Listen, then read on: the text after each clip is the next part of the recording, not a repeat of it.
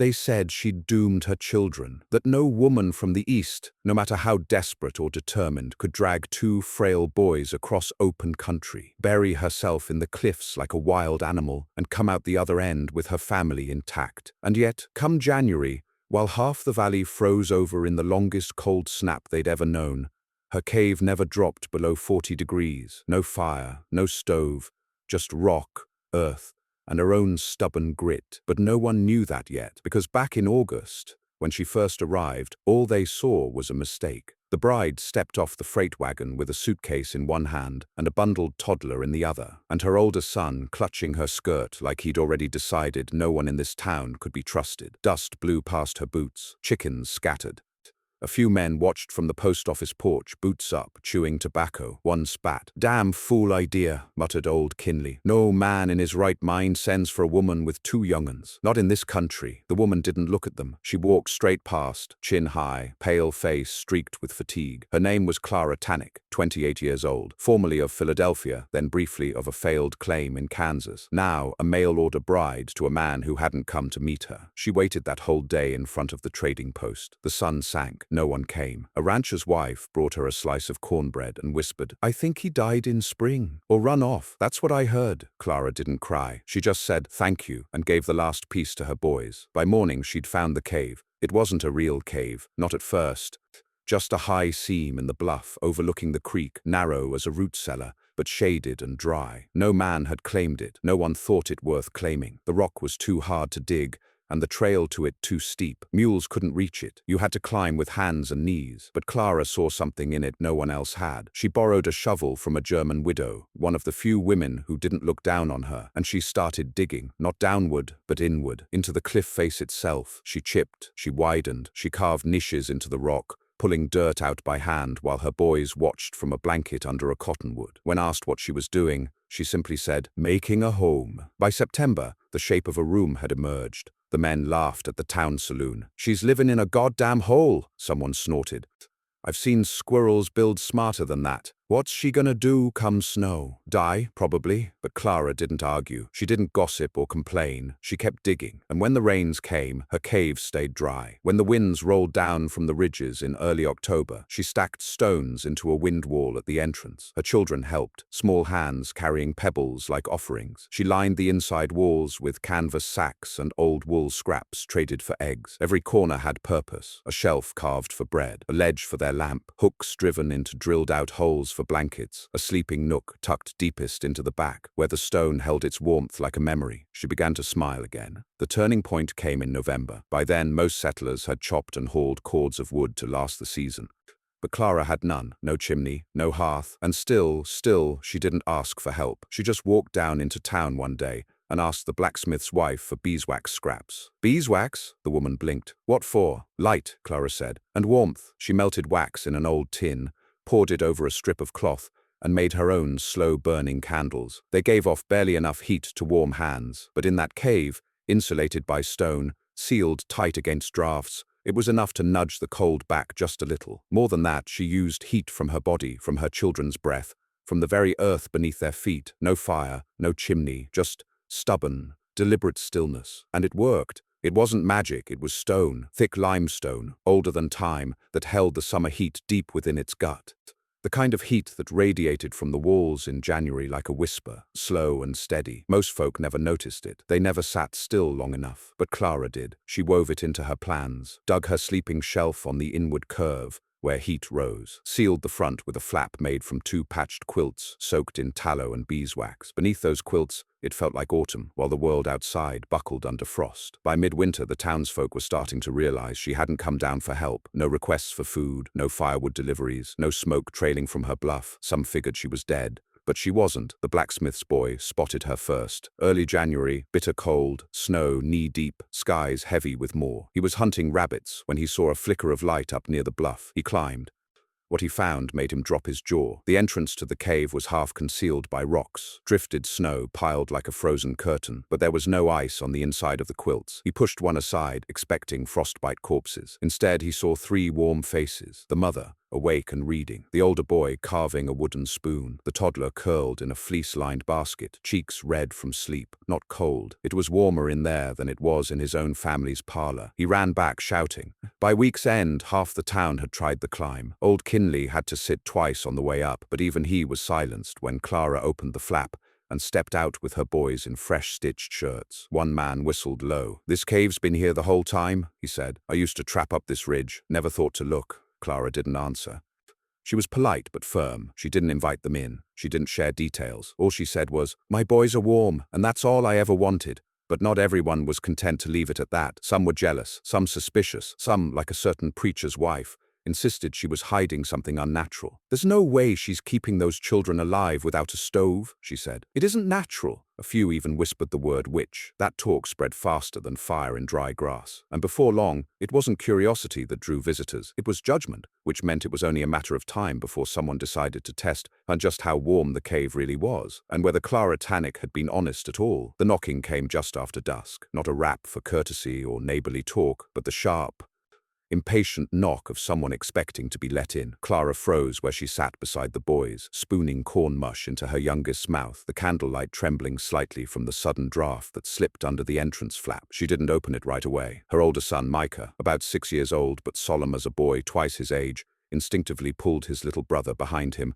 and whispered, "Mama." "It's all right," Clara said, quietly placing the spoon aside. She rose, adjusted her shawl, and drew the flap back. 3 figures stood on the ledge outside, outlined in the blue-tinged dusk. One was the preacher's wife, bundled tight in a wool cloak with fur trim. Another was a man Clara didn't recognize, young, clean-shaven, with eyes that didn't blink much. The third was Samuel Kinley, the elder, his pipe out for once, boots covered in snow. "Evening, Mrs. Tannick," Kinley said. "Mind if we step in?" "I do mind," she said, not unkindly. "This space barely fits me and the boys, and it's warm enough without extra boots melting snow on the floor." The preacher's wife sniffed, but Kinley raised a brow and chuckled. "Don't trust us? I trust too many boots'll ruin what I've built." That earned a nod of reluctant respect. "You're the talk of town," Kinley went on. "Some folk reckon you've figured something no one else has. Others think you might be, well, cheating." "Cheating what?" she asked. "Cold," the young man said. She stared at him. "Stone holds heat. This cave's dry. That's no cheat. It's patience." The preacher's wife stepped forward, all sympathy and steel. "Dear," she said, "we're only concerned for the children. You've made your home in a hole without a chimney, no airflow, no stove, and yet you claim it stays warm. We have a duty to be sure you're not putting them in danger." "I have a duty to keep them alive," Clara said, "which I've done. Better than some homes with chimneys, I'd wager." Kinley held up a hand. "No one's accusing you of harm, but some of us, we'd like to see, to understand how it works. Maybe we all got something to learn." There was a long silence. Clara considered, then stepped aside. "Shoes off," she said. They entered cautiously, ducking beneath the canvas flap. The warmth hit them first. It wasn't a dry stove heat, nor the smoke-thick air of most cabins. It was soft even, like a winter coat warmed from wear. Their eyes adjusted to the flicker of candlelight, 6 of them, spaced in niches carved into the rock, to their flames slow and steady. Micah sat with his little brother in the sleeping nook, wrapped in wool, dry as summer. The stone shelf beneath them had been layered with pine boughs and thick quilts. No sign of condensation, no black soot, no moldy damp. The young man touched the wall. "Warm," he said softly. "Stone's dense," Clara replied. "Heat slow, cools slow. I carve deep. Everything past the first few feet keeps steady near 50. You add bodies, wool, a few candles, it stays cozy." The preacher's wife ran her eyes across the space with visible discomfort. "But it's primitive. It's safe," Micah stirred. "We don't get sick here." Clara shot him a look, but Kinley smiled. "No coughs?" he asked. "No frostbite? No cracked lips? No chills at night? And no hauling wood every week either?" Kinley gave a low grunt of thought. The younger man looked stunned. The preacher's wife looked disturbed, and Clara could see the seed of envy growing behind their eyes. The next day, 2 families tried to imitate her. One carved into the hill above the river, but the sandstone crumbled and leaked when snow thawed. Another tried sealing off their root cellar and sleeping in it, but without proper venting or slope, the air grew sour in a day. Only Clara's shelter had the perfect mix: dry stone, depth, airflow sealed with handmade quilts, and most of all, time. 2 months of carving, planning, adapting. There was no trick, no magic, just stubborn foresight. But envy rarely gives way to understanding. So when her name began circulating in whispers, the cave widow, the ice witch, The Eastern Girl with the Devil's Cave. It wasn't about safety anymore. It was about control. The real trouble came in February, when the frost deepened into something cruel. The wind roared through the valley like a living thing, battering cabins, freezing door latches, splitting logs with ice. Livestock froze where they stood. One family lost a child when their chimney cracked in the night, and the cold poured in like a curse. People were desperate, which meant people turned desperate thoughts into actions. On the third week of that freeze, Clara awoke to a strange smell. Something off, oily. She leapt to her feet and pulled the flap aside. Smoke, not from inside, but from above. Someone had poured oil into the rocks above her cave and set it aflame. She scrambled out with bare hands and slapped snow across the stone. See, the fire hadn't reached deep. It had only scorched the ledge, but the smoke had already started seeping into the entrance. Micah was coughing, the baby was crying, and someone had tried to kill them. There was no proof, no witness, but Clara had her suspicions. Kinley came the next day with news of a similar fire near the preacher's barn. Brushed off as a drunken accident, Clara didn't speak a word, just watched the wind blow ashes off her ledge. Kinley lingered. "You're not safe here alone," he said. "No one is. Then come to town." "No," he studied her, squinting against the low sun. "You really carved all this with your own hands?" She nodded. "Wouldn't take much more," he said. "You've already got the frame. With a bit more digging, sealing, venting, you could fit another family in here, maybe two. Think on it." He left her a bag of flour, didn't wait for thanks. That night, Clara couldn't sleep. The boys lay curled beside her, warm, safe, but the warmth no longer felt like a comfort. It felt like a threat, because it was the thing others now wanted to steal, or burn, or break. What began as solitude had become power, and power out here was dangerous. She did not want to share it, but she did not want to lose it either. So she rose before dawn and began digging again. By March, the cold had relented. Some cabins had survived, others hadn't. A few families packed up and left the valley entirely. Others buried their dead, but Clara remained. And not just that, she thrived. She'd expanded the rear of the cave by 3 feet, added a side alcove for storage, hung rabbit pelts to dry near the front, where the air stayed cooler.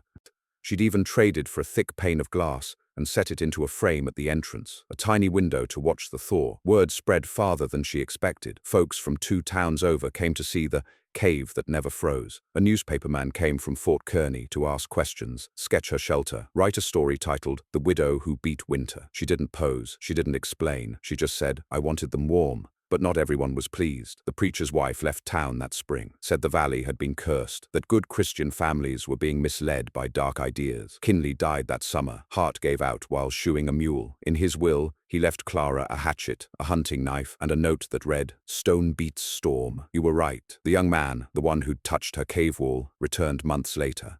He had questions, he had interest, but she didn't trust interest. He asked to apprentice under her, to learn how she built it. She turned him away, because Clara had learned one last lesson over that cruel, beautiful winter. Survival wasn't something you shared too easy. And still, on the coldest nights in years to come, when new settlers huddled around roaring stoves and still felt the chill in their bones, they whispered stories about the cave, about the widow who'd carved her home into the cliff like an animal, about how it stayed warm without fire, and how her children never coughed once all winter. They said she was foolish, then lucky, then strange, but they never said she froze, because she never did. Clara Tannick did not plan to become a teacher, nor a builder, nor a symbol. She had planned only to keep her boys alive.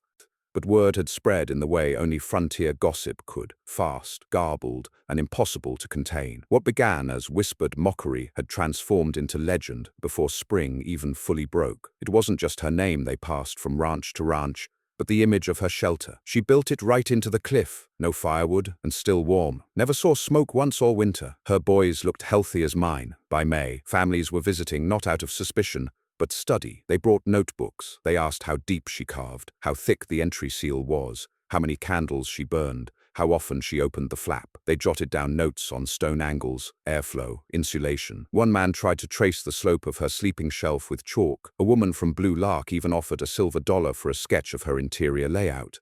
Clara didn't take it. She didn't want to sell what had nearly killed her to earn, because the truth behind the warmth was far harsher than stone. Spring's thaw brought a new face, a woman in her 30s, lanky and red-eyed, hair matted under a kerchief. Her name was Edith Lane. 2 children, both sickly. Her husband had died of influenza in late winter, and the cabin they lived in, little more than stacked logs and damp dirt, had molded through the walls. She'd heard the stories about the cliff shelter, walked 12 miles with her boys to see if they were true. Clara watched her approach with wariness, not because she didn't trust Edith, but because she did. She saw herself in that limp, in that knotted jaw, and that terrified her. Edith didn't ask for a bed. She asked to sit, to rest.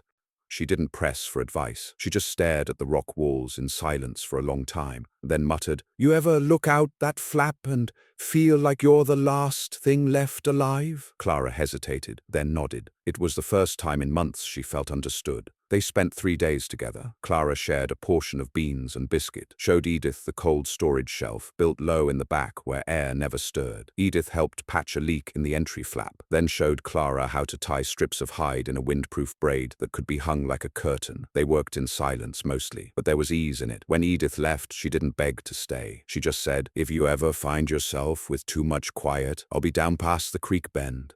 I got half a roof still standing. Clara watched her disappear over the bluff trail with her sons, both of them coughing still, but smiling. Micah turned to his mother. "Will more people come?" "I think so," Clara said. He seemed to think on that. "Do we let them?" She took too long to answer. The cave stayed dry through spring storms. One good rain washed mud down across the bluff trail and made her ledge slick, but the entrance itself held firm. Inside, the air shifted cooler, no longer needed to retain heat. The stone walls adjusted themselves like a deep breath in soil. But with the change of season came change in tone. People who'd whispered about Clara in awe now came with expectation. They wanted tours. They wanted to measure. They wanted to bring strangers. Some asked if they could rent it during winter next year.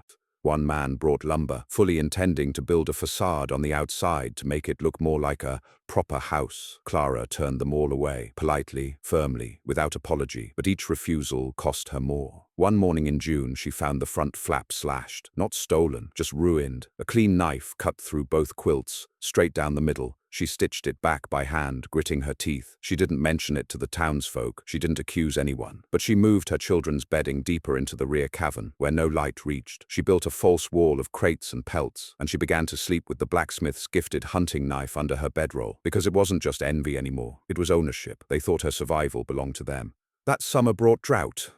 While the upper farms struggled with dry wells and stunted crops, Clara's cave remained consistent. The bluff above it still funneled trickles of groundwater through stone veins, which pooled near her storage shelf in a damp hollow. She used that water sparingly, cooling cloth, soaking beans, refreshing her sons' cups one ladle at a time. But the valley's desperation grew, and when people learned she had moisture in her walls while their wells dried to dust, it stoked a new fire of resentment. "They say she's hoarding water," someone murmured at the trading post. "She's hiding something. Maybe there's more behind that cave than she lets on. Someone ought to go look." Micah overheard that, ran back up the bluff wide-eyed, gripping her skirt and saying, "They want to come inside." Clara didn't speak.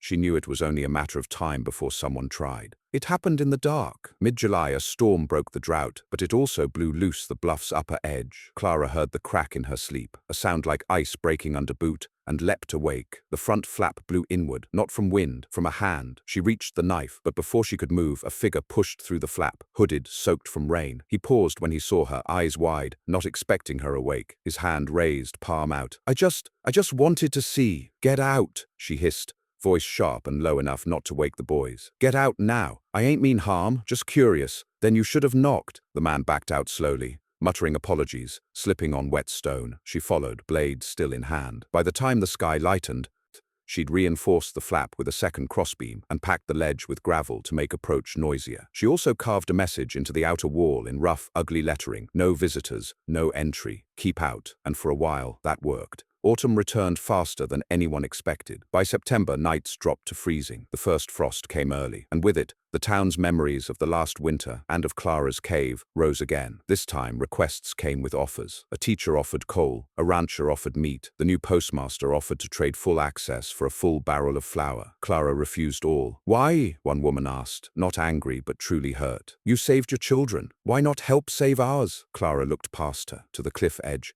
to the sky turning grey again, and she said, "Because no one came to save mine.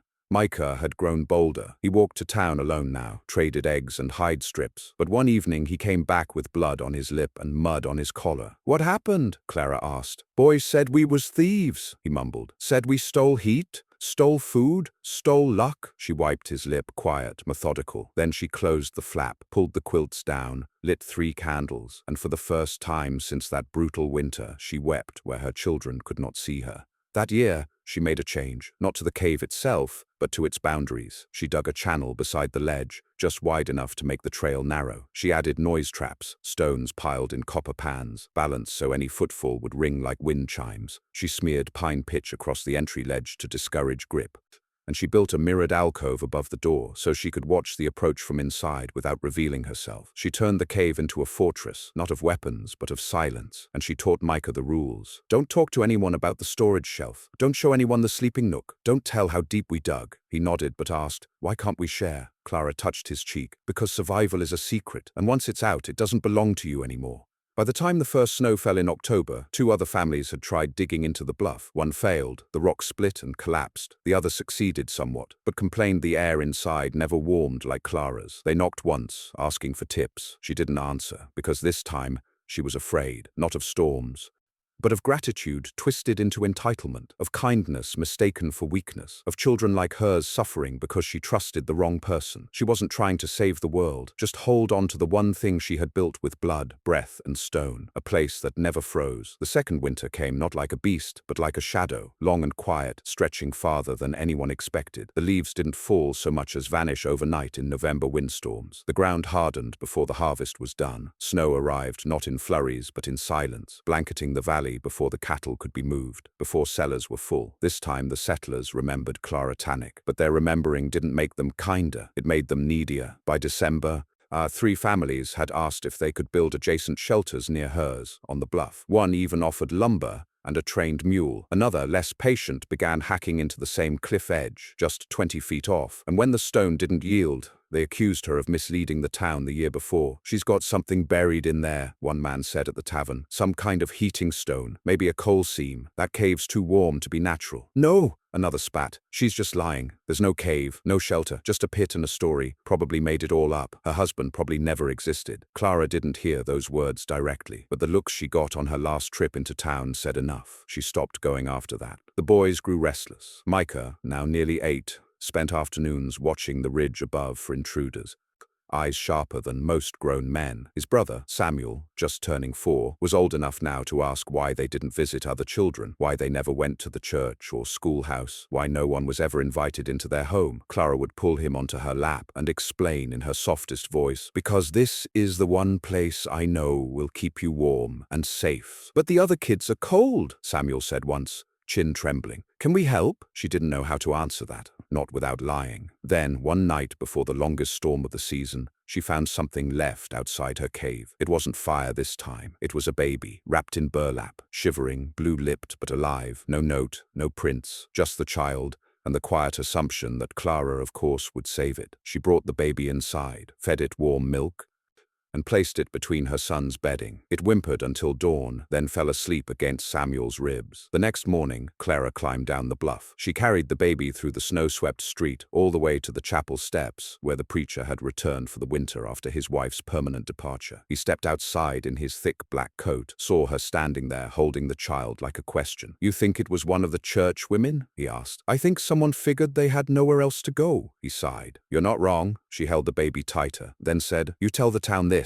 If one more child shows up at my doorstep unannounced, I'll seal the cave from the inside and no one will ever find us again." He blinked and nodded. But the warning didn't hold, because by the second week of January, after a stretch of -20-degree nights and a wind that screamed through the valley like a dying thing, people stopped asking entirely. They just showed up, one by one. First, a father with his daughter, 5 years old, coughing blood, lips purple. Clara turned them away, not with cruelty but with hard eyes. She gave them wool, dried beans, directions to the German widow's place 2 miles west. They begged to stay. She shut the flap behind her. Then came a couple with frostbite so bad their fingers cracked open on the climb. She gave them water and warned them not to return. They didn't. She found a trail of blood down the bluff the next morning. And then, 3 boys, no older than Micah, who had run from their uncle's ranch after he tried to burn their blankets to warm his own bed. They'd heard about the cave. They thought it would be warm.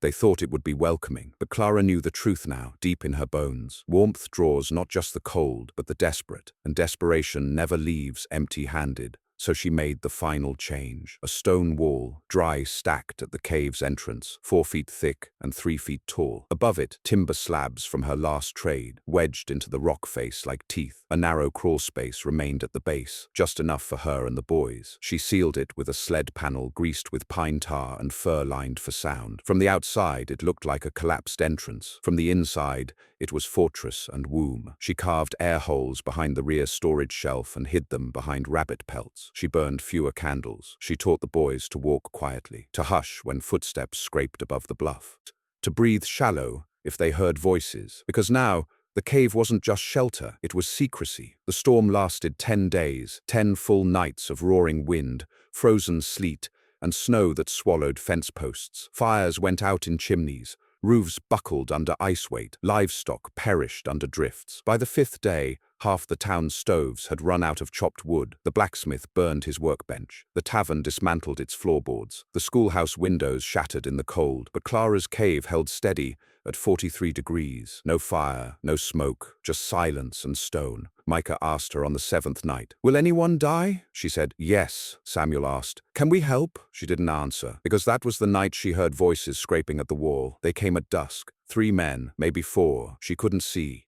But she heard the boots, the shovels, the scraping. They were trying to dig in. The boys froze in their bedding. Clara didn't panic. She took the hunting knife, sat by the inner flap, waited. The scraping stopped after 2 hours. The voices grew angry. One man yelled that he knew she was in there, that people were dying, that she couldn't keep it all to herself. Then silence. Then snow again. She didn't sleep that night. But the boys did, warm, breathing, alive, and in the morning she found the outer wall untouched. Because stone, when made right, is a better lock than any iron key. She spent the next day reinforcing the crawl space, adding pitch, repacking the slabs, sealing every inch not with vengeance, but with finality. The town had made its choice, she had made hers. When the thaw came weeks later, the valley was broken. 18 families had lost homes, 3 cabins burned, 2 children died. But Clara's cave stood. No smoke, no rot, no graves, only 3 warm figures and 1 flickering lamp. She didn't gloat, she didn't speak. She simply opened the flap one morning, looked at the grey sunlight filtering through pine trees, and breathed. Micah stepped up beside her. Samuel hugged her leg, and in the silence between winter and spring, Clara Tannick understood what she had become. Not a bride, not a victim, but a mother who built a world of her own, beneath the bluff, beyond the reach of cold or kindness, and she would never let them take it. By the time the 3rd spring came, the legend had already outrun the truth. People spoke of the cave mother with a dozen different names. Some said she'd once been a noblewoman cast out for scandal.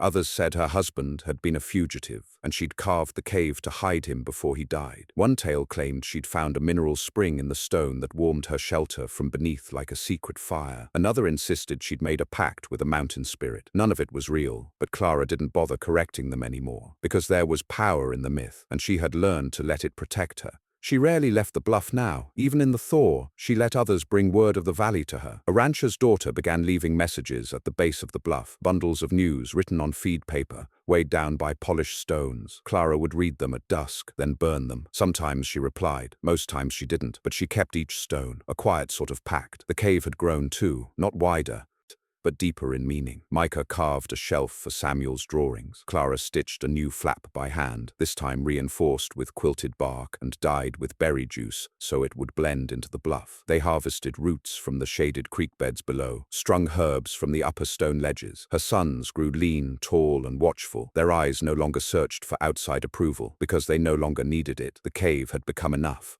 Then came the census rider. Every 10 years, the government sent men with clipboards and seal-stamped paper to tally names, land, and life. Most ignored them. Some welcomed the excuse for company. Clara met him at the trailhead before he could climb. He was polite, young, city-born. He smiled through his confusion. "Mrs. Tannick, is it? I've heard about your shelter.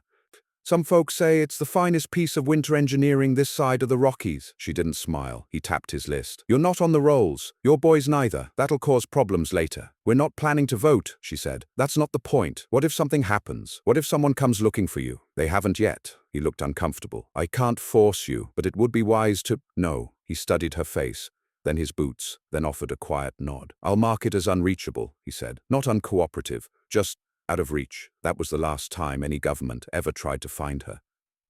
In the years that followed, the town changed. People left. New ones came. They built stronger cabins, better chimneys. Someone finally laid stone into a proper church foundation.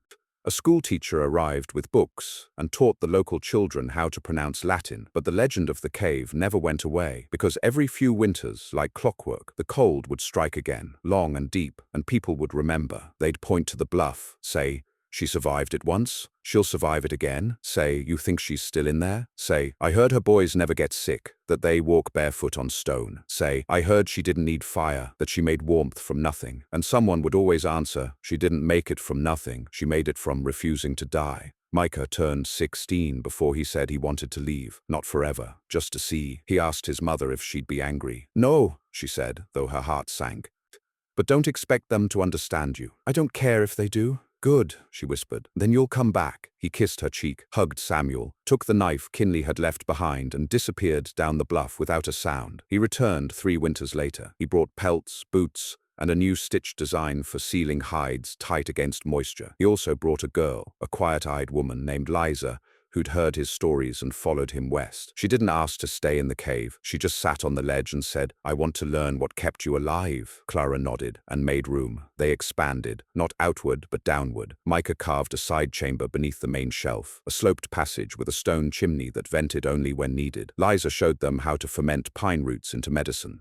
Samuel painted the ceiling with charcoal and beeswax, marking each year with a ring, like a tree. By then, no one dared approach uninvited, not because of fear, but reverence. The cave had become something like sacred ground. Clara grew older, slower. Her hands ached in the cold. Her breath shortened in spring, but she never left the shelter. She didn't need to. Her children brought her herbs, water, stories. They built a window slit so she could see the moon from bed. She smiled more. She slept longer. She held warmth in her bones that no storm could shake loose. And when her time came, quietly, in her sleep, after a night of stories and stew, her sons did not bury her in the snow. They carved a new chamber in the back of the cave and laid her body in stone, wrapped in the quilt she had made the first year they arrived. Years later, a traveler passed through the valley and asked a trader at the post, "Whatever happened to that woman with the cave?" The trader paused, tilted his head toward the bluff and said, "She never left, and winter never beat her." The traveler laughed. "You mean she died there?" "No," the man said. "I mean she lived there when nobody else could." And so the story endured, not as a miracle, not as a myth, but as a quiet, stubborn truth buried in stone. That one woman, written off and left behind, had carved warmth out of rock, and it had never gone cold since.